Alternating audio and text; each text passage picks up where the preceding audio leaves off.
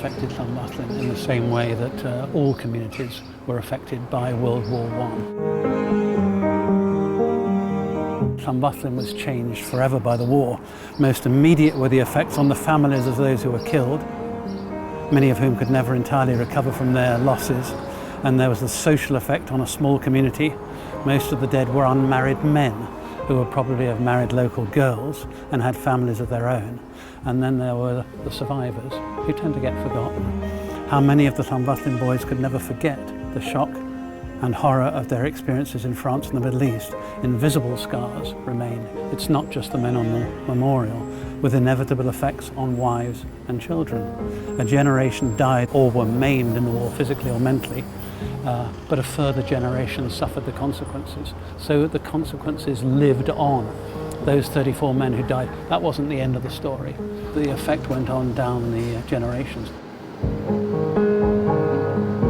The story of R R Lloyd, who was the last of Llanfyllin's soldiers to die.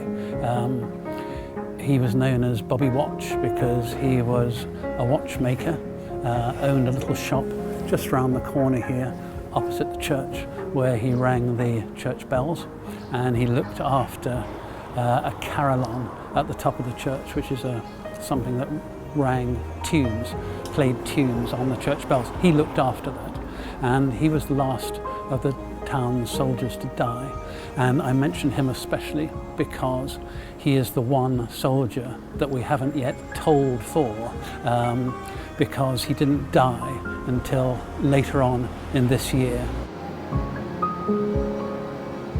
He was a talented sportsman, a footballer, and also an actor, and Llanfyllin was very keen on amateur dramatics.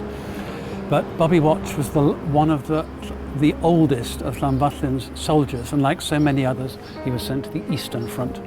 He was still there in 1919 in Basra, in Iraq, suffering from the influenza and pneumonia, which killed him in December, aged 37, and the last from the town to die. So it was probably the Spanish flu that killed so many after the conclusion of the war.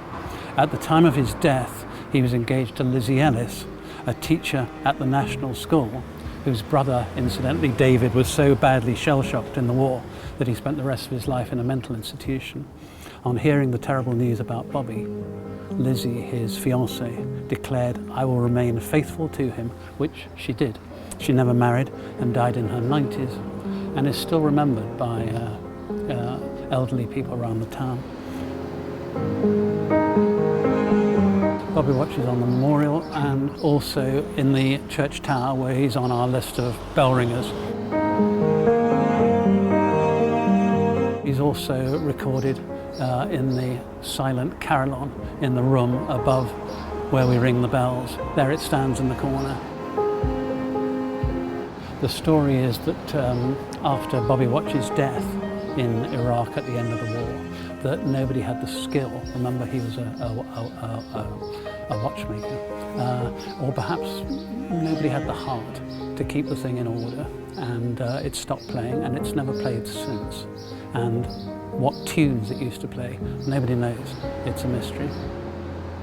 And that's another sad reminder of the effect of the First World War on Llanfyllin.